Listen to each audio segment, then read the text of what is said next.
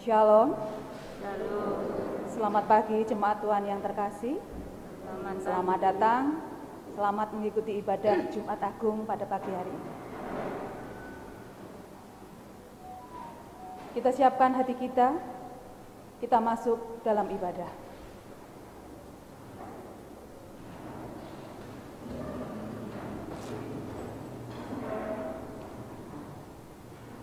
Tetesan darah yang jatuh tertinggal di setiap bekas langkah kakinya tak lagi dihiraukan. Dera cambukan dan pukulan bertabur ludah hinaan dan ejekan seakan menambah beban salib yang dipikulnya. Namun ia tetap setia menyusuri jalan penderitaan, Via Dolorosa. Jalan kesengsaraan menuju Golgota dilihat orang sebagai awal kekalahannya. Namun, itu semua rela dijalaninya untuk kemenangan kita umat yang dikasihinya. Mari, dengan kerendahan hati, kita datang dalam ibadah kepada Tuhan. Menghayati kesetiaannya, pengorbanannya, memandang salibnya dengan menyanyikan pujian dari NKB 80 bait yang pertama di Bukit Golgota.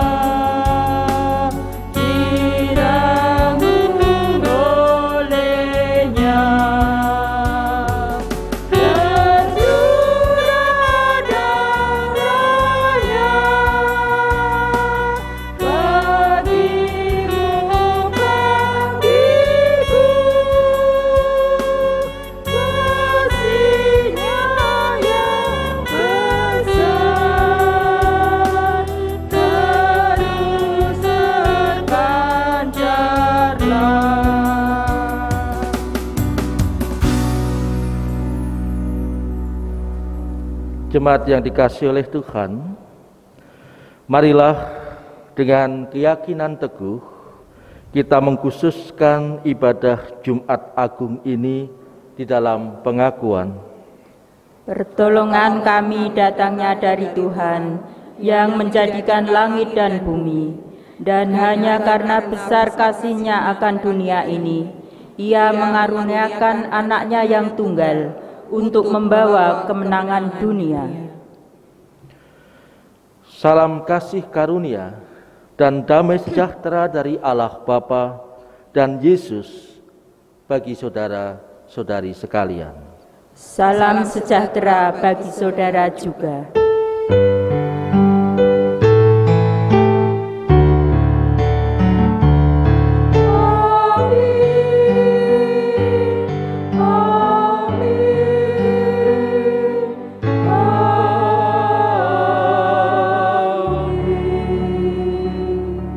Silahkan duduk kembali.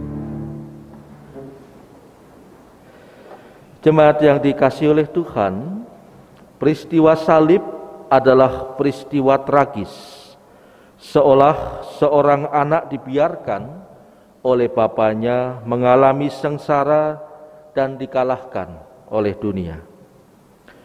Peristiwa salib mengajak kita semua menghayati peristiwa masa kini untuk menemukan jawab atas pertanyaan, apakah benar Allah itu kalah dan membiarkan malapetaka menguasai dunia?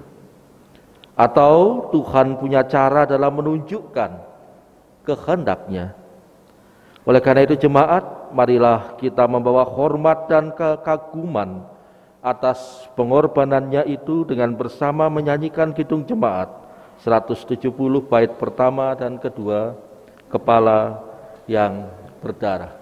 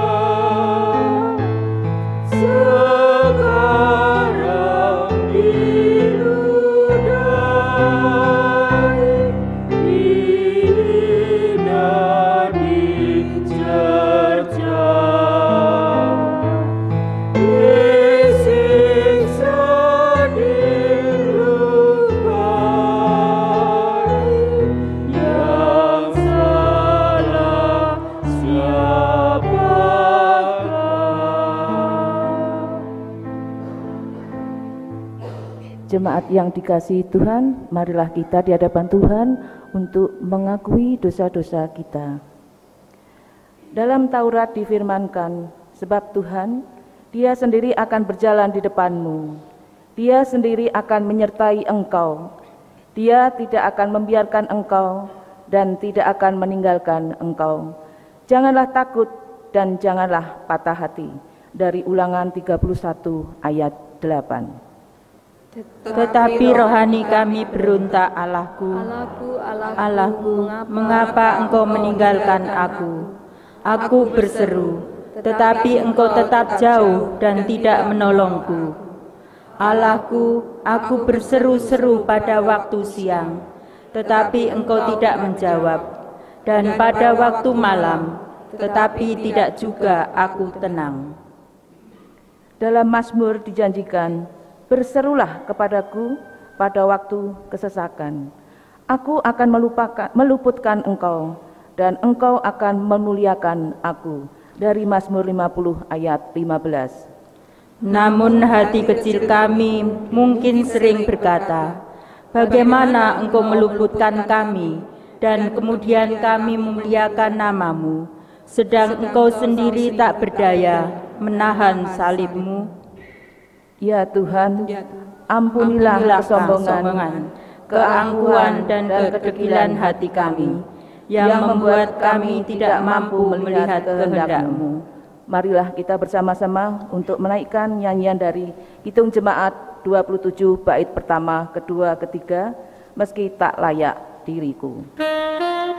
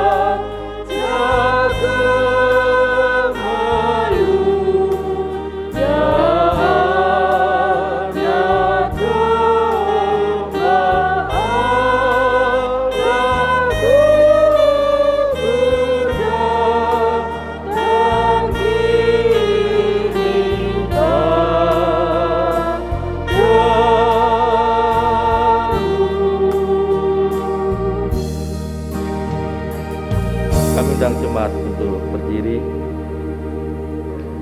Jemaat yang terkasih, bagi setiap orang yang dengan tulus hati menyesali dosanya di hadapan Tuhan, ia menjanjikan anugerah pengharapan dan sekaligus panggilan untuk hidup dalam terangnya, seperti yang disaksikan dalam 1 Yohanes pasal 1 ayat yang ke-7 demikian. Tetapi jika kita hidup di dalam terang, sama seperti Dia ada di dalam terang, maka kita beroleh persekutuan seorang dengan yang lain, dan darah Yesus anaknya itu menyucikan kita daripada segala dosa.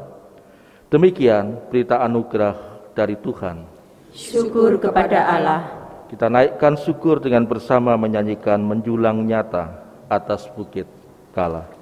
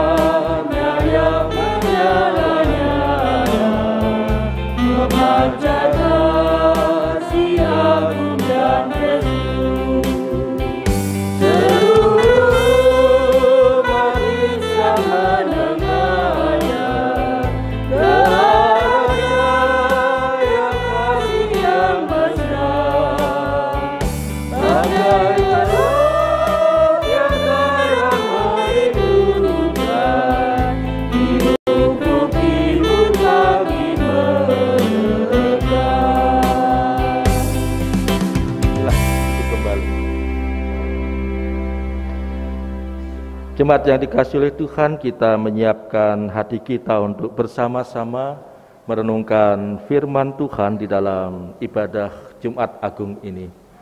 Mari kita memohon pertolongannya di dalam doa. Saya hantarkan.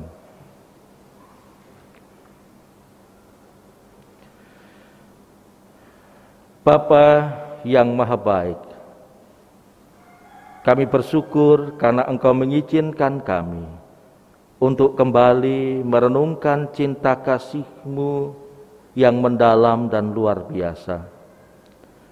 Dalam minggu-minggu Prapaskah yang telah kami lalui, Engkau mengundang kami untuk belajar bagaimana jalan salib-Mu itu sungguh-sungguh menjadi gaya hidup sekaligus juga misi Allah untuk menunjukkan cinta kasih Allah ke dalam dunia ini, dan itu mengundang kami semua sebagai pengikut-pengikut-Mu untuk juga menjadikan cinta kasih-Mu itu sebagai bagian dalam kehidupan kami. Dan kami bersyukur Tuhan, Engkau berkenan mengakhiri masa-masa Prapaskah, dan minggu ini Engkau izinkan kami memasuki pekan suci yang diawali dengan Kamis Putih yang telah kami lalui kemarin. Saat ini ya Tuhan, pada hari ini, bersama dengan umat Kristen di seluruh dunia, Engkau mengundang kami untuk kembali menghayati peristiwa salib sebagai bagian dari cinta kasih-Mu yang terbesar di dalam kehidupan kami.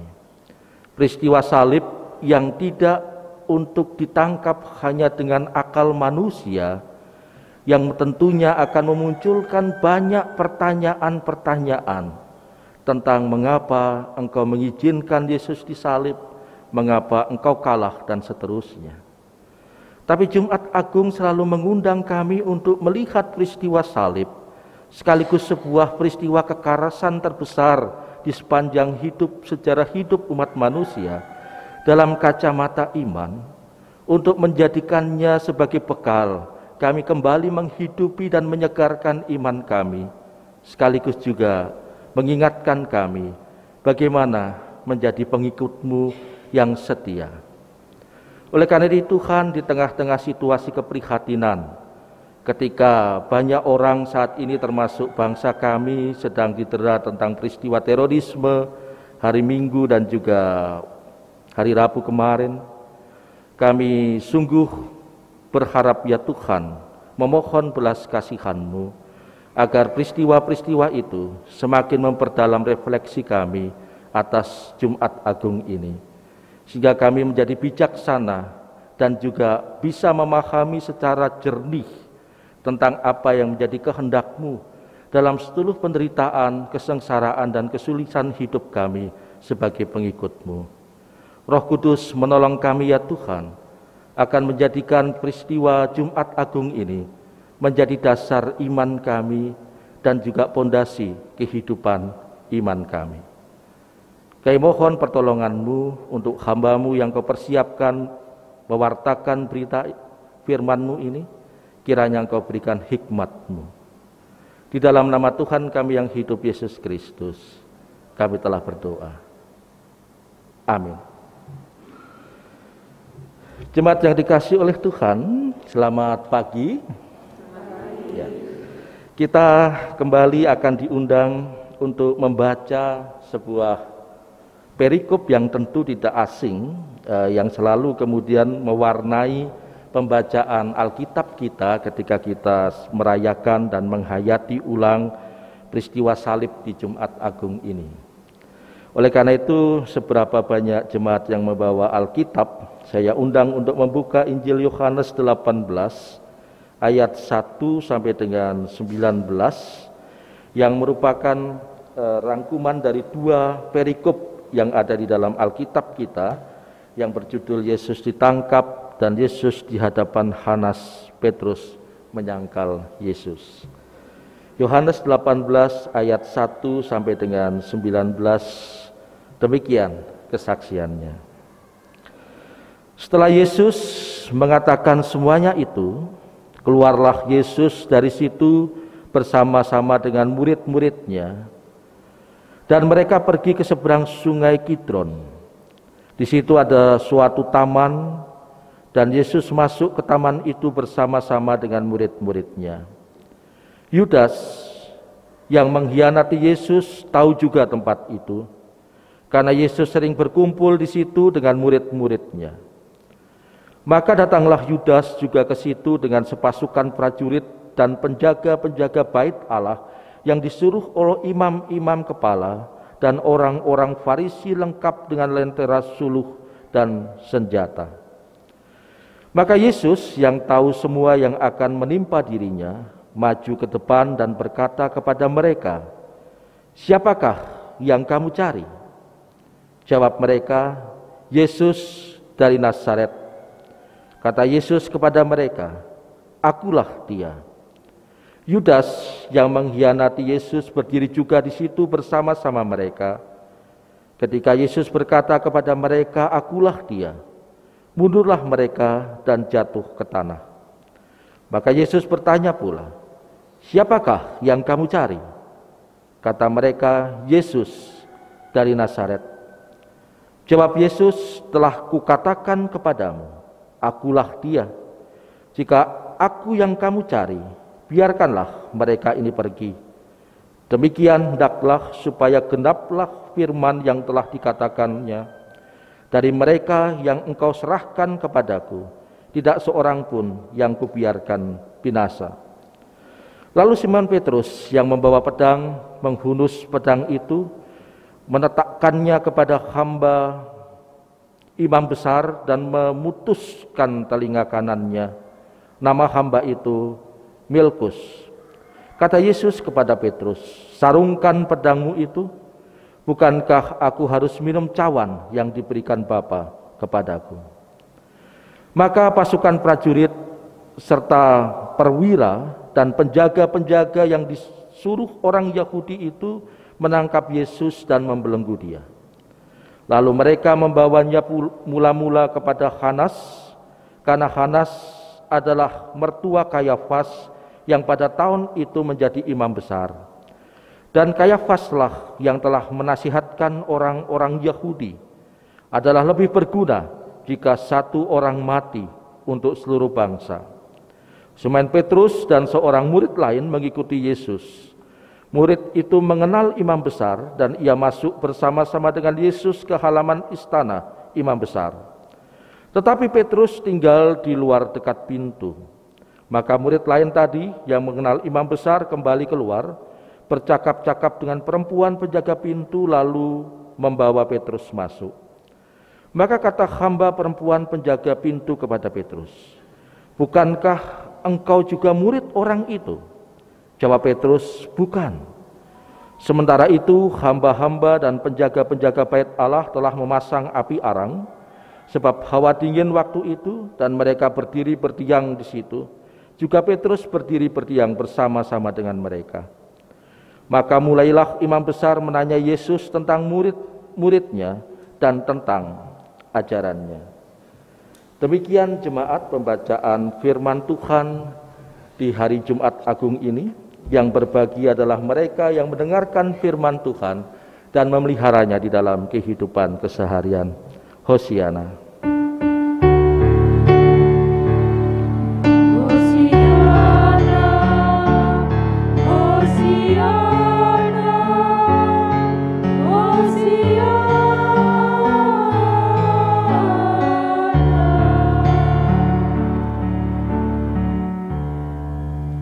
Salam jemaat. Ya. Selamat Jumat Agung ya. Mungkin ada jemaat yang bertanya-tanya, minggu lalu mungkin diwartakan yang melayani ibadah Jumat Agung ini Bapak Budianto, Bapak Pendeta Budianto. Tapi kemudian saya hadir di sini menggantikan beliau karena memang kami Pak Budianto adalah kolega kami dan kami tahu istri beliau atau garwanipun Pak Budianto sudah agak lama gerah dan mungkin kondisinya semakin menurun sehingga Pak Budianto tidak bisa meninggalkan istrinya. Sehingga nyuwun panjenengan pandonga nggih menika supados Bu Budianto menika saged kiat lan enggal pulih. Dan saya di sini untuk menggantikan beliau. Gitu. Ya baik, jemaat yang dikasihi oleh Tuhan, mungkinkah Allah telah kalah ketika saya diberikan bahan oleh majelis untuk ibadah Jumat Agung ini, mengingatkan saya tentang perdebatan di Indonesia beberapa waktu yang lalu tentang apakah Allah perlu dibela. Ya, jadi beberapa waktu yang lalu sempat muncul pertanyaan ketika banyak kelompok-kelompok beragama yang kemudian hanya demi membela nama Allah, kemudian mereka melakukan sesuatu yang justru menimbulkan persoalan-persoalan relasi antar agama di Indonesia. Seingat saya almarhum Gus Dur pada saat itu sempat mengatakan bahwa kenapa harus membela Allah? Apakah Allah perlu dibela? Allah Maha Kuasa. Tidak perlu kemudian manusia itu dengan gagah berani dan lantang mengatakan membela Allah di sana. Nah, saya rasa hal yang sama juga ada di dalam pikiran Petrus di dalam bacaan kita ketika di situ diceritakan Petrus menghunuskan pedang. Ketika tahu gurunya yang dicintai itu akan ditangkap. Jadi yang menarik adalah Yesus seorang diri dan tidak bersenjata, artinya yang akan ditangkap itu tidak bersenjata, tetapi kemudian yang datang untuk menangkap itu dengan perlengkapan lengkap termasuk dengan senjata. Dan itu kemudian mungkin yang mendorong reaksi spontan Petrus untuk kemudian menghunuskan pedang dengan asumsi bahwa saya ingin membela guru saya. Begitu. Tapi Bapak Ibu dan saudara-saudari tahu bagaimana kemudian reaksi Yesus. Yesus meminta Petrus mengurungkan pedangnya, menurunkan pedangnya, dan itu menunjukkan ketidakpersetujuan Yesus terhadap apa yang dilakukan Petrus. Bahwa ya saya mengalami ini karena memang saya harus meminum cawanku. Sebuah kesadaran yang mungkin kalau Bapak Ibu di dalam ibadah Minggu Palmarum kemarin dengan tema berani wantun nandang kasangsaran, berani untuk kemudian menghadapi kesengsaraan. Saya rasa yang dilakukan Yesus terkait dengan menghadik Petrus itu menunjukkan bahwa Yesus memang sudah siap dan berani untuk menghadapi konsekuensi dari pilihan dan juga misinya.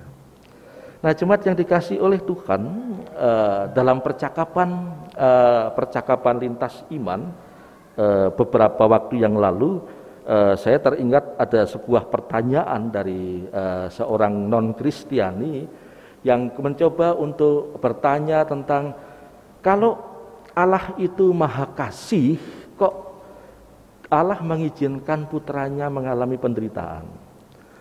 Kalau Allah itu Maha Kuasa, kenapa kok kemudian Allah mengizinkan penderitaan dan juga kesengsaraan bahkan kematian Kristus itu terjadi?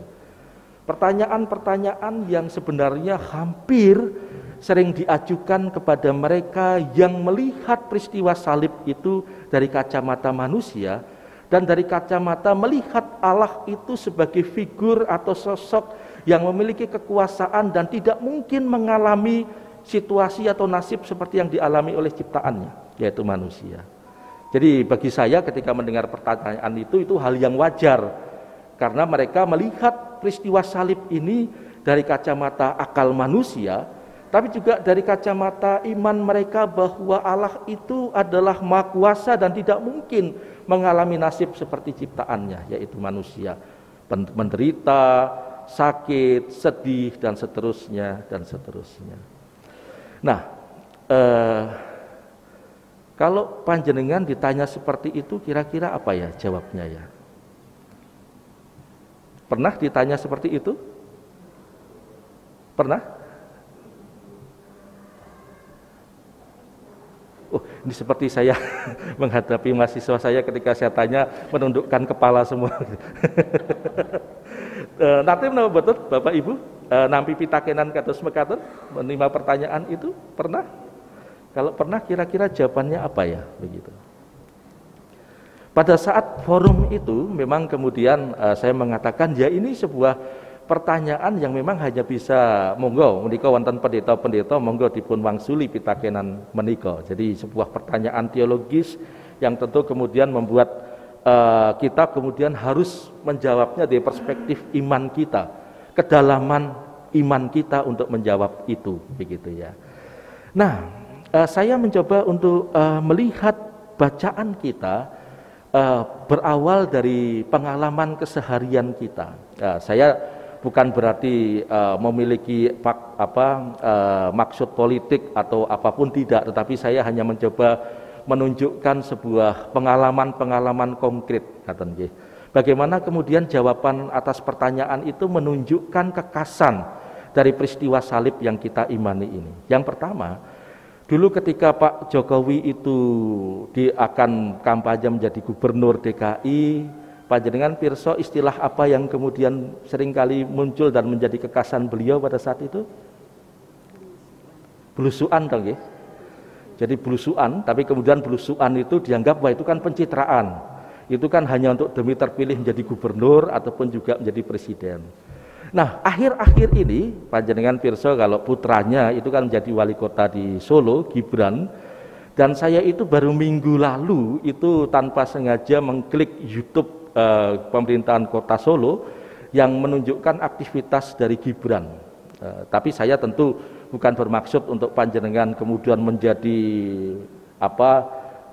pengagumnya Gibran, tidak, tetapi saya ingin mengatakan komentar-komentar dari YouTube itu menarik begitu. Jadi saya seringkali membaca komentar-komentarnya dan ada yang mengatakan, wah ini tipe pemimpin yang merakyat, ini persis bapaknya, wah ini pemuda tetapi sangat-sangat merakyat, rendah hati, kemudian mau untuk, jadi ditunjukkan video dia jalan kaki, wah jarang pejabat yang mau jalan kaki seperti itu, dan seterusnya, dan seterusnya. Nah, saya kemudian mencoba berefleksi secara pribadi, bahwa kemudian, oh ternyata rakyat Indonesia itu satu sisi melihat bahwa seorang pejabat yang mau ngasoraken dirinipun, menjadi tidak hanya menekankan jabatannya yang harus naik mobil, yang harus disediakan fasilitas dan seterusnya, itu ternyata memiliki nilai plus begitu. Wah, dia jalan kaki, dia makan es, dia minum es teh, dia kemudian katakanlah membaur dengan rakyat dan seterusnya. Itu ternyata dalam image mayoritas rakyat Indonesia itu sebagai nilai plus untuk melihat bahwa ini pejabat yang tidak hanya menekankan jabatannya di sana, sangat merakyat, membaur, seolah-olah saya dengan dia sama begitu. Nah, saya kemudian ingat dulu ketika saya masih menjadi pendeta di GKJ Marguyudan, saya tinggal di Pastori Jempon bersama-sama dengan mbah-mbah Jempon. Ketika ada salah satu mbah yang melihat saya ngepel begitu, ngepelnya tidak memakai alat tetapi saya ngepelnya jongkok begitu. Kemudian, wah Pak Pendeta kok ngepel, ampun ngepel Pak, ndawi sinten kemawon. Jadi saya kemudian membayangkan ada image bahwa seorang pendeta pun, meskipun dia bukan pejabat, itu tidak layak untuk melakukan pekerjaan-pekerjaan salah satunya ngepel begitu. Tapi kemudian itu sesuatu yang kemudian aneh, bahwa kok bisa ya seperti itu. Nah, jemaat yang dikasih oleh Tuhan, saya rasa berangkat dari pengalaman sehari seperti itu, yang melihat bagaimana tipe mayoritas, kalau bisa tidak dikatakan mayoritas, sebagian rakyat Indonesia yang justru melihat sesuatu yang plus ketika ada pejabat yang kemudian tidak menekankan jabatannya tapi malah membawa itu sesuatu yang kemudian sangat positif dan menjadi dikagumi dan seterusnya. Nah, saya kemudian melihat bahwa ketika saya kembali kepada bacaan ini, kita kemudian diajak untuk melihat peristiwa salib itu dari perspektif iman yang menunjukkan bahwa ternyata peristiwa salib itu adalah peristiwa yang menunjukkan bagaimana Allah itu tidak hanya transendensi dalam istilah teologisnya, jadi tidak hanya menekankan bahwa dia tinggi, dia berbeda dengan ciptaannya, dia suci, dia sakral, dia tidak bisa dinodai, dia bebas dari dosa dan seterusnya, tapi peristiwa salib adalah menunjukkan bagaimana imanensi, kehadiran total, kebersamaan total Allah bersama-sama dengan manusia yang bahkan membaur, bahkan juga menyatu dengan apa yang dialami oleh manusia, termasuk bukan hanya yang menyenangkan, tapi juga penderitaan, rasa sakit, kesedihan, dan seterusnya.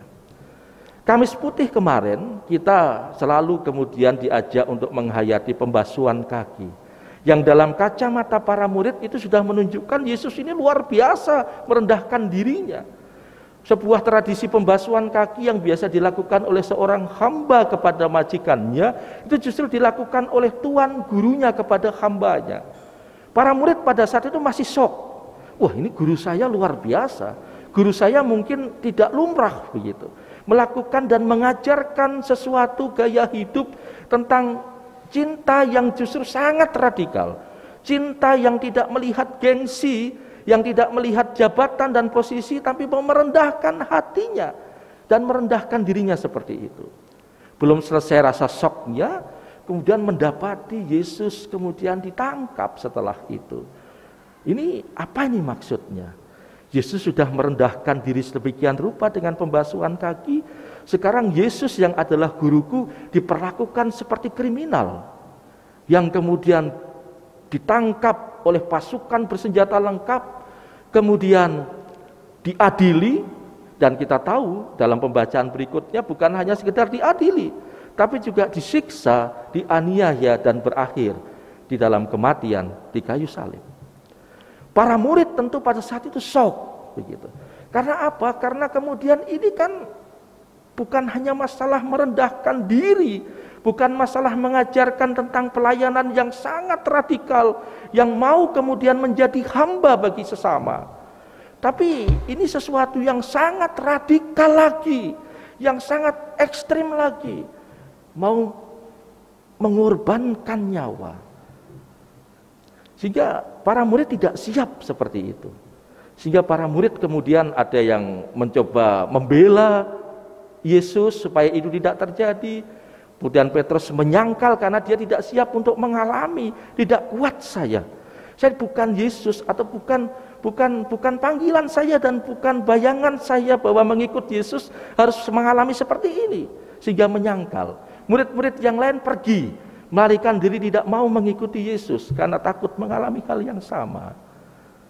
Dalam peristiwa-peristiwa seperti itu, wajar kemudian di mana kuasa Allah. Lalu Eli, Eli lama sabaktani, mengapa engkau meninggalkan aku Allah?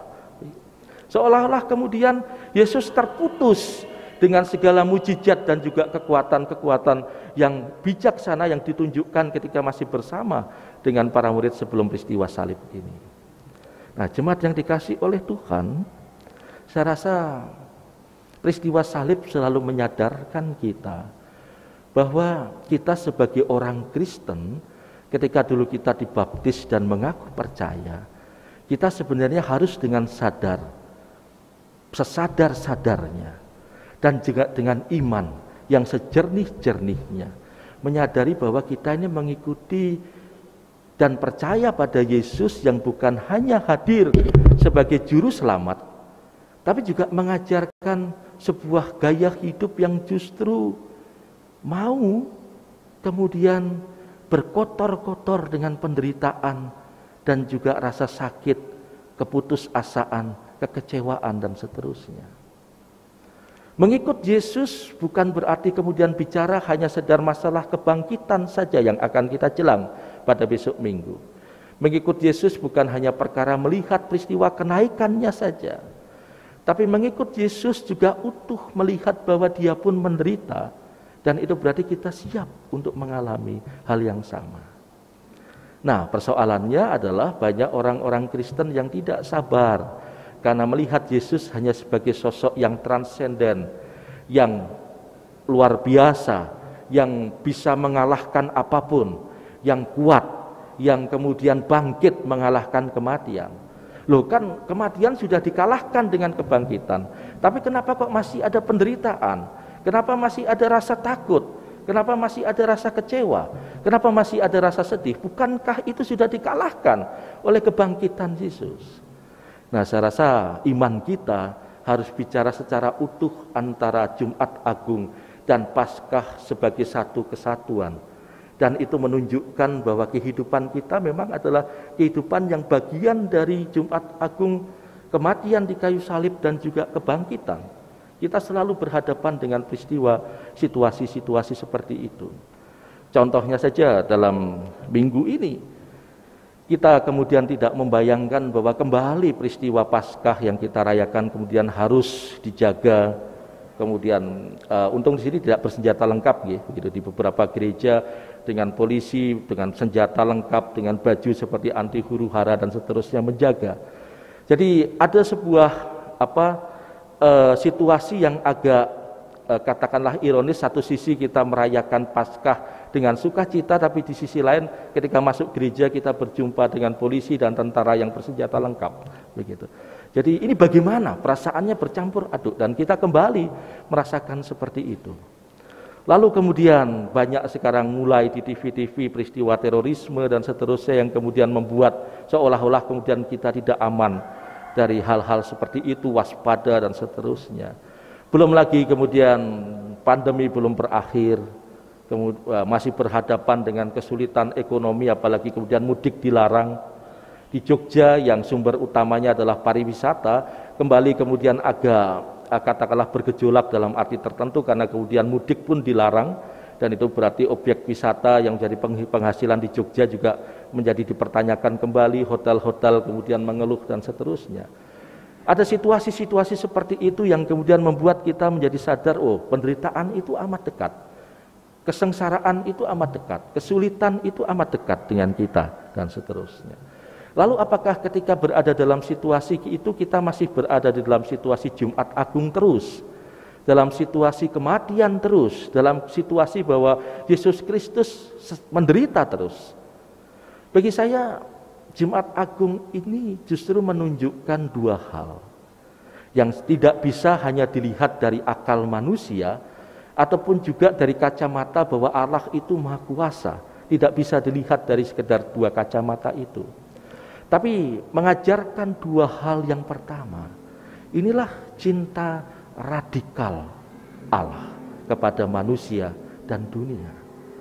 Cinta yang selalu Yesus ajarkan mengorbankan diri. Yang selalu Yesus mengajarkan bahwa kalau engkau tidak mau berkorban bahkan nyawamu untuk orang yang rendah ini, maka itu belum bisa disebut sebagai engkau mencintai aku. Peristiwa salib selalu menunjukkan cinta radikal Allah. Dan ini yang seringkali sulit dipahami. Bagaimana Allah yang penuh kekuasaan itu tidak hanya berkata manusia dihapus dosanya, selesai. Seperti halnya kisah penciptaan, jadilah, maka terjadi. Kenapa tidak kemudian Yesus berkata manusia pada saat ini dinyatakan diampuni dosanya, selesai. Karena apa? Karena Allah ingin mengajarkan ini cintaku kepadamu yang harus dilalui dengan proses seperti ini. Cinta yang tidak hanya bicara tentang hal-hal yang menyenangkan, tapi cinta yang membawa kepada penderitaan, cinta yang membawa kepada ketulusan, cinta yang membawa pada pengorbanan, dan pengorbanan itu sangat radikal karena sampai harus mengeluarkan nyawanya. Saya rasa kalau Bapak Ibu pernah jatuh cinta, kita bisa sepakat bahwa cinta itu ternyata bukan hanya membuat kita memandang dunia indah, tapi juga cinta itu membawa penderitaan bagi kita. Karena apa? Karena ya kangen, rindu, apalagi kalau LDR, itu sudah menderita sekali. Saya beberapa tahun mengalami pacaran dengan mantan pacar yang juga sekarang menjadi istri saya, LDR sekitar 2-3 tahun, penuh penderitaan, kangen, tidak bisa ketemu, dan seterusnya. Jadi cinta memang kemudian mengajarkan kita satu sisi melihat dunia indah karena cinta, dan juga kuat untuk menahan penderitaan yang dibawa oleh cinta itu. Dan Yesus mengajarkan cinta yang radikal. Yesus mengajarkan tentang ini loh cinta Allah yang radikal, yang mengorbankan dirinya dan kemudian mengeluarkan nyawanya seperti ini. Bukan perkara Allah kalah, tapi Allah mengajarkan sesuatu bahwa hai manusia, kalau kamu percaya kepadaku, menjadi pengikutku, maka cinta yang engkau tunjukkan adalah cinta yang seharusnya seperti yang engkau ajarkan kepadaku. Bukan hanya masalah membasuh kaki, semua orang mungkin bisa membasuh kaki, tapi bagaimana cinta yang sampai mengorbankan dirinya. Tidak semua orang mau melakukan itu, tapi orang-orang Kristen diberikan teladan dalam Jumat Agung itu tentang cinta yang mengorbankan diri. Dan itu berarti apa? Orang Kristen diajak untuk tidak bereaksi membenci, tidak bereaksi kemudian anarki, tidak bereaksi kemudian dendam ketika dia mengalami sesuatu yang merugikan dirinya. Tapi menyikapi itu dengan tenang, seperti halnya Yesus juga tenang menyikapi situasi jalan salibnya. Dan mengaku bahwa ini Yesus mengajarkan sesuatu lewat penderitaan ini. Bagaimana saya mengalami cinta Allah yang radikal, sekaligus saya diajar untuk bagaimana menunjukkan belas kasihan dan pengampunan yang radikal juga. Itu yang pertama. Yang kedua, peristiwa salib atau Jumat Agung ini mengajarkan kita bahwa kenapa Allah seperti ini, kenapa Allah mengizinkan penderitaan, mengapa Allah mengizinkan salib dialami Yesus. Karena Jumat Agung mengajarkan kita bahwa bukan hanya cinta radikal Allah kepada manusia, tapi Allah solider terhadap manusia. Allah berada bersama dengan manusia, bahkan sampai mengalami situasi yang paling buruk yang mungkin manusia tidak mampu mengalaminya. Solider dengan penderitaan, solider dengan rasa sakit, solider dengan orang-orang yang mengalami terpinggirkan, yang merasa diperlakukan tidak adil, karena semua dialami oleh Yesus dalam peristiwa salib ini. Oleh karena itu mengajarkan kita ketika kita mengalami situasi-situasi seperti itu, tidak kemudian langsung menjadi semakin down ketika kita diperlakukan tidak adil, ketika kita mengalami ditindas, ketika kita kemudian dibenci oleh orang karena bukan kesalahan saya, tapi saya difitnah dan seterusnya. Bukan kemudian kita jatuh, tapi kita ingat bahwa Allah solider dengan orang-orang seperti ini. Dan Allah kemudian pasti akan hadir bersama, merangkul, dan menolong kita untuk mampu menghadapi situasi itu dan berpikir bagaimana kita keluar dari situasi seperti ini. Jemaat yang dikasihi oleh Tuhan, saya rasa cinta kasih yang radikal dan solidaritas Allah kepada manusia itu adalah menunjukkan imanensi kehadiran Allah dalam peristiwa Jumat Agung ini. Allah tidak kalah, tapi Allah justru mengajarkan kepada kita, hai manusia, penderitaan, kesengsaraan, kesedihan, kekecewaan itu bagian dari hidup manusia. Tidak ada kemudian orang yang mengatakan kita selalu berada di atas, kita selalu berada dalam situasi yang senang dan seterusnya. Tapi yakinlah, ketika manusia berada dalam situasi-situasi seperti itu, Allah sudah terlebih dulu merasakannya. Oleh karena itu jangan pernah menyerah, jangan pernah putus asa ketika mengalami hal-hal seperti itu. Kita harus melihat dalam kacamata iman bahwa monggo undang Allah yang pernah merasakan seperti itu bersama dengan saya. Dan saya dituntun untuk menyikapi situasi hidup saya agar saya tidak semakin jatuh. Tapi bersama dengan Allah saya dibimbing bagaimana merespon dan juga kemudian mengelola situasi-situasi itu. Nah, jemaat yang dikasihi oleh Tuhan, satu hal yang sebagai akhir dari refleksi saya di Jumat Agung ini, saya selalu tertarik dengan sebuah peristiwa yang lalu yang mungkin Bapak Ibu pernah mendengar cerita seorang perempuan, anak perempuan yang dibunuh oleh mantan pacarnya dan kekasih mantan pacarnya di sebuah mobil. Dan orang tuanya yang kebetulan beragama Katolik pada saat itu tentu saja merasa kehilangan karena itu anak yang dikasihinya. Tetapi tentu saja kalau kita berada dalam situasi seperti itu, kita pasti akan marah, dendam, ini anakku dibunuh dengan cara yang sadis oleh orang yang dikenal, yang saya percaya bahwa tidak akan pernah melukai dan juga membuat anak saya mengalami seperti ini. Tetapi sang ibu itu di dalam percakapan ketika pelakunya ditangkap, lalu proses persidangan, dia mengatakan bahwa aku mengampunimu, aku sudah mengampunimu. Tapi memang kamu tetap harus mengalami proses pengadilan seperti ini supaya kamu belajar dari kesalahanmu. Nah, saya rasa adalah sosok ibu yang luar biasa, yang sudah sungguh-sungguh dikuasai oleh peristiwa Jumat Agung ini, yang mampu mengelola kesedihan penderitaannya, tidak menjadi dikuasai oleh kemarahan, dendam, dan kemudian keterpurukan, tapi dengan legowo mengatakan aku mengampunimu, memeluk kepala pelaku, dan kemudian mendukung kuatlah menghadapi persidangan ini.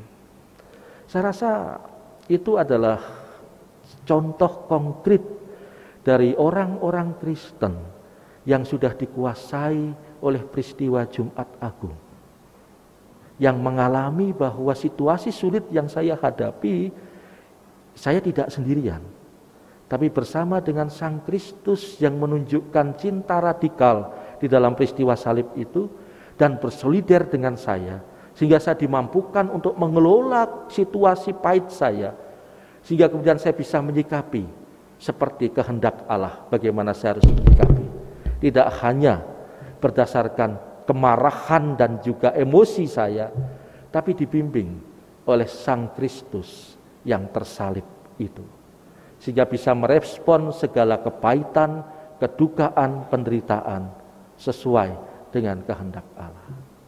Sehingga dalam peristiwa sepahit apapun, Allah sebenarnya tidak pernah kalah, tapi Allah berada bersama dengan kita, merasakan kepahitan, kesedihan, dan penderitaan kita, agar kita pun bisa menang dengan penderitaan kita. Saya rasa ini yang bisa kita coba hayati sebagai bagian dari refleksi Jumat Agung kita.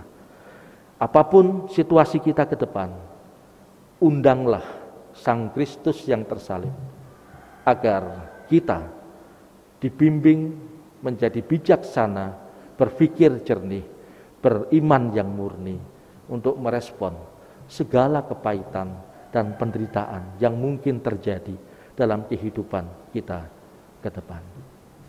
Tuhan memberkati kita. Amin. Kita masuk dalam saat itu.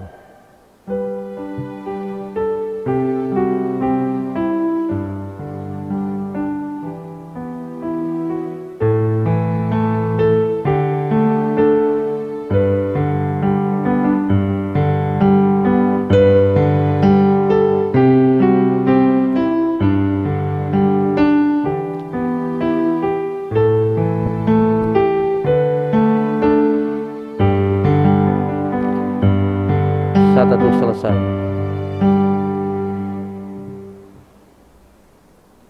Jemaat dimohon berdiri.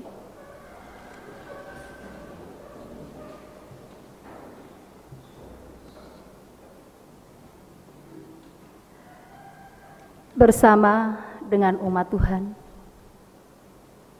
marilah kita memperbarui iman percaya kita dengan mengucapkan pengakuan iman rasuli bersama-sama.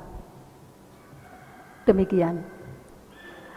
Aku percaya kepada Allah Bapa yang Maha Kuasa, Khalik langit dan bumi, dan kepada Yesus Kristus, Anaknya yang tunggal Tuhan kita, yang dikandung daripada Roh Kudus, lahir dari anak darah Maria, yang menderita di bawah pemerintahan Pontius Pilatus, disalibkan, mati, dan dikuburkan, turun ke dalam kerajaan maut.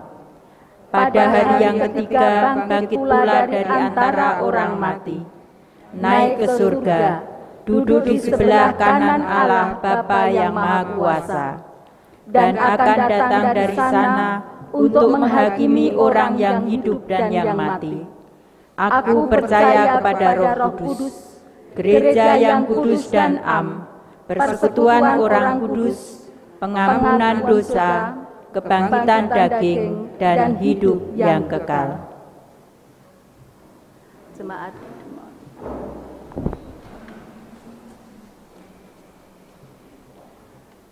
Jemaat yang dikasihi oleh Tuhan, saat ini kita akan masuk di dalam doa syafaat. Saya hantarkan.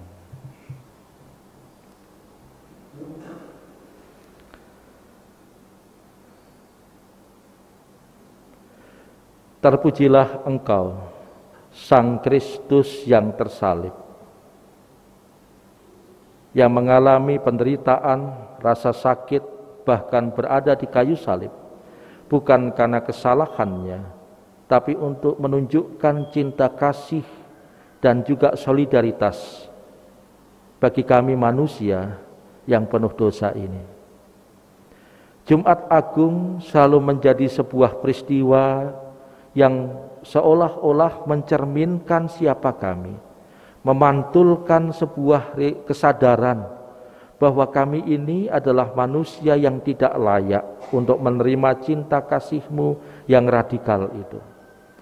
Kami manusia yang seringkali masih egois, yang tidak tahu berterima kasih, sehingga menyia-nyiakan kehidupan yang telah Engkau cintai itu. Kami masih seringkali mengandalkan kekuatan dan juga kemampuan kami, bahkan di situasi-situasi sulit, kami masih belum mengandalkan Engkau.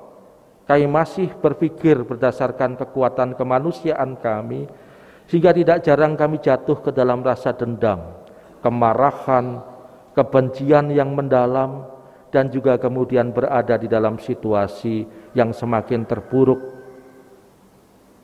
Tapi Engkau di dalam Jumat Agung ini mengajarkan bahwa seburuk apapun perlakuan sesama kami, sepahit apapun situasi yang kami alami, kami diajak untuk jangan pernah kalah dengan situasi itu.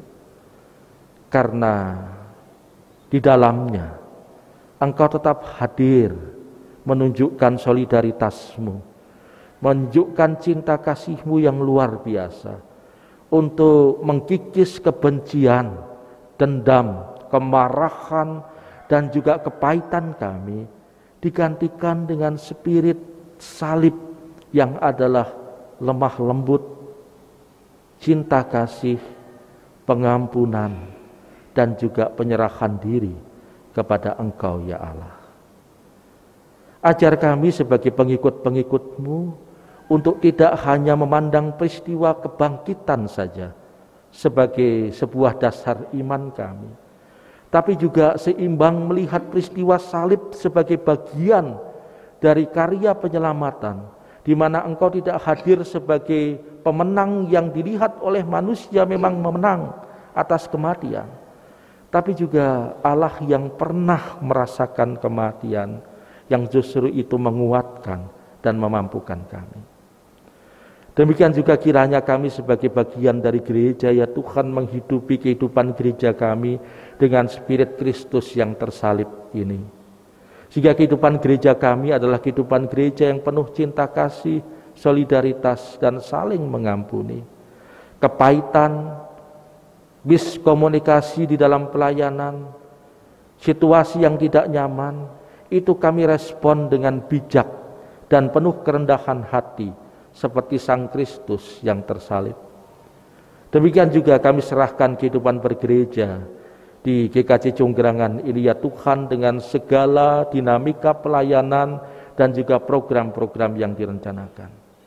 Kiranya Roh Kudus dan juga cinta kasih-Mu senantiasa mewarnai suasana pelayanan di gereja ini, sehingga para majelis dan jemaat saling bahu-membahu, saling mendukung dalam spirit solidaritas dan cinta kasih yang radikal ini, sehingga sungguh GKJ Jonggrangan dapat menunjukkan sinar cinta kasih-Mu yang dialami dan juga dirasakan dan disaksikan oleh masyarakat sekitarnya, sehingga gereja ini menjadi berkat bagi sesamanya.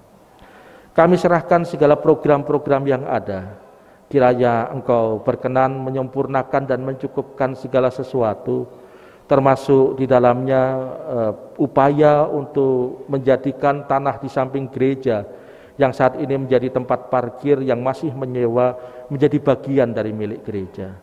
Engkau yang akan menggerakkan pemilik tanah, Engkau yang akan memberikan kemudahan untuk segala rencana ini, sehingga ketika segala sesuatunya demi kemuliaan-Mu dan demi kebaikan masyarakat sekitarnya, pasti itu akan terjadi oleh karena perkenanan dan kehendak-Mu.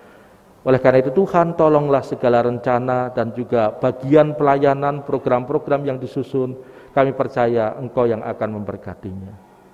Tidak lupa ya Tuhan, kami berdoa untuk kehidupan berbangsa dan bernegara kami, ketika pada saat ini ya Tuhan, kami berada dalam situasi yang mengalami waspada terorisme. Peristiwa hari Minggu dan juga Rabu yang membuat kami terkaget karena masih ada bagian dari kami yang tega melakukan hal-hal seperti itu. Tuhan, tolonglah bangsa kami.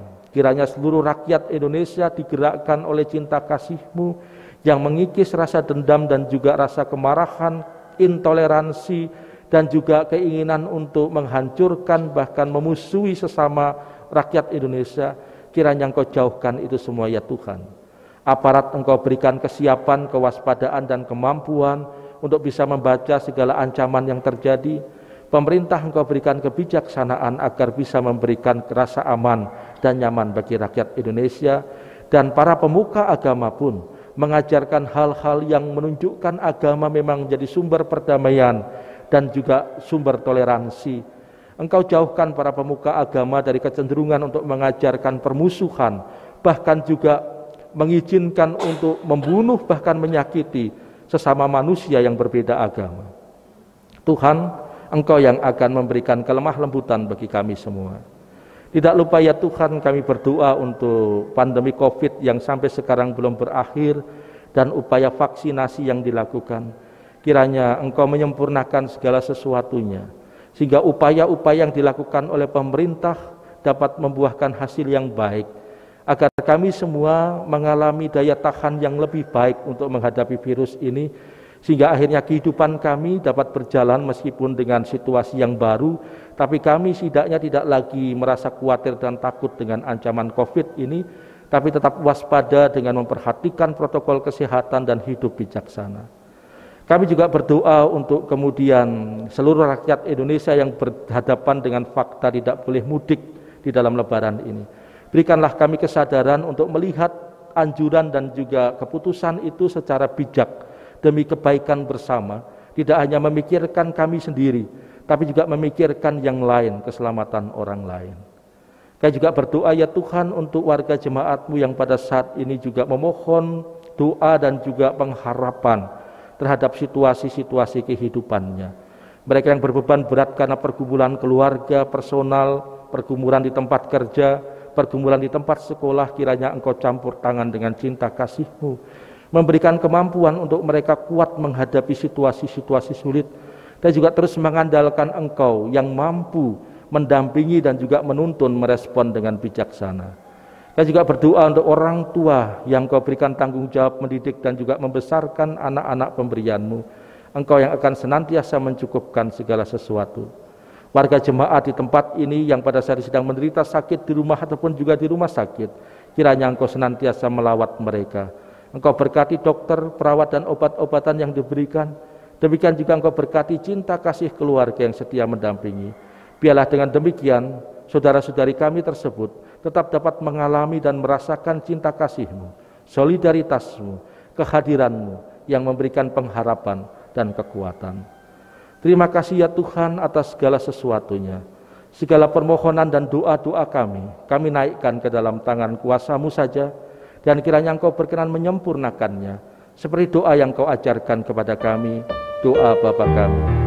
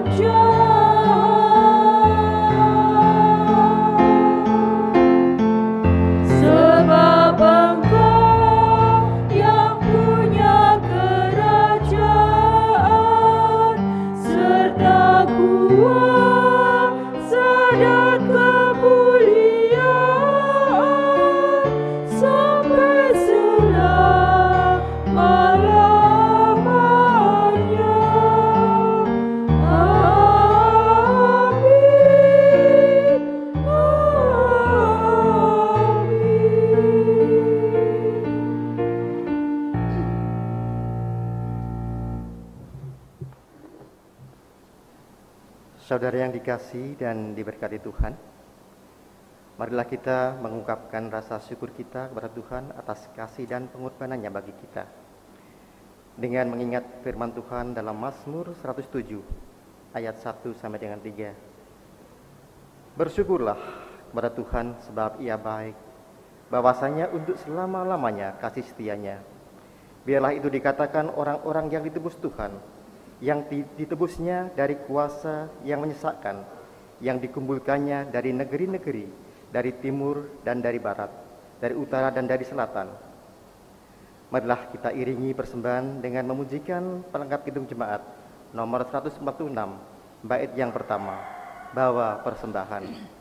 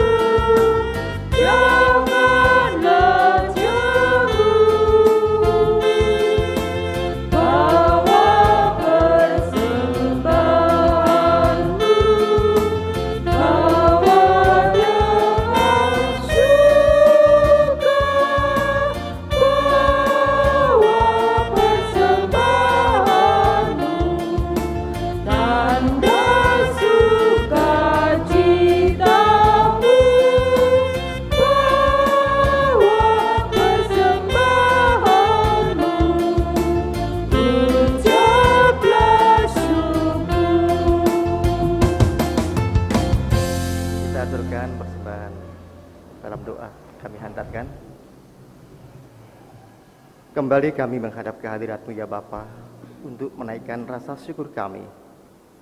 Di saat dalam ibadah istimewa Jumat Agung hari ini, Engkau perkenankan kami untuk menghaturkan sedikit dari berkat-Mu yang berlimpah. Selain persembahan ini, kami juga menghaturkan persembahan bulanan, persembahan istimewa, perpuluhan, dan persembahan lainnya. Kiranya Engkau berkenan untuk menyucikan semua persembahan kami, sehingga boleh kami pakai untuk pelayan di gereja kami demi kemuliaan nama-Mu. Untuk pengelola persembahan ini, Engkau berikan hikmat, kebijaksanaan, dan kepandaian di dalam mengelola persembahan. Dan apabila di dalam mengaturkan persembahan ini Tuhan terhadap dosa dan kesalahan, kiranya Tuhan berkenan untuk mengampuninya. Dan ajarkan kami ya Bapa untuk menghitung berkat-berkat Tuhan, sehingga hidup kami senantiasa dilimpahi rasa syukur dan menjadi berkat bagi sesama. Di dalam nama Tuhan kami Yesus Kristus, Tuhan kami yang hidup, sumber segala berkat, doa ini kami panjatkan. Terima kasih Bapa, amin. Jemaat yang terkasih, kita akan menyanyikan nyanyian pengutusan dari NKB 183 bait yang pertama, Dulu Ku Mencari.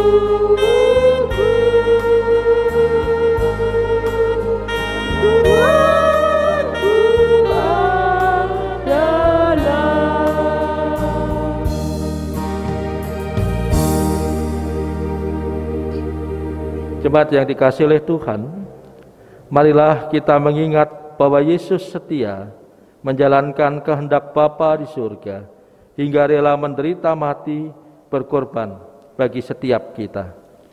Kami akan menghayatinya dalam hidup kami. Marilah kita memohon agar kasih Kristus senantiasa hadir di tengah hidup yang penuh derita dan pergumulan ini.